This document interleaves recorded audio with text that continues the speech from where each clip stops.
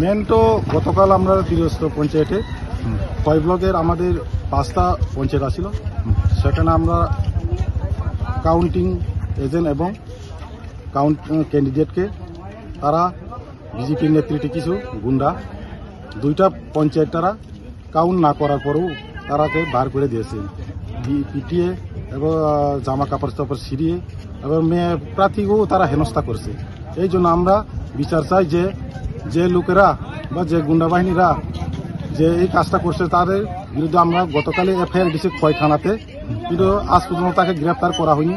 আমরা চাই তাকে গ্রেপ্তার করা হোক, আবার পুনরায় রিকাউন্ট হোক লক্ষ্মীনারায়ণপুর আর পূর্ব উত্তর রামচন্দ্রঘাট। আমরা এটাই চাই, এরপর আমরা রাস্তা ছেড়ে দিব। আপনারা কটা থেকে অবরোধ করেছেন রাস্তা? আমরা সকাল 6:30 থেকে অবরোধ করছি। এই অবরোধ কতটুকু পর্যন্ত চলতে পারে? অনির্দিষ্টকাল, যতক্ষণ আমাদের সমস্যার সমাধান না হয় আমরা ছাড়ব না। আপনাদের সাথে কি কোনো প্রশাসনিক আধিকারিক এই বিষয়ে কথা বলেছে? এখন পর্যন্ত কেউ আসেনি। আপনার নাম? আমার নাম রূপু কুমার দেববর্মা, ভাইস প্রেসিডেন্ট রামচন্দ্রঘাট। ধন্যবাদ।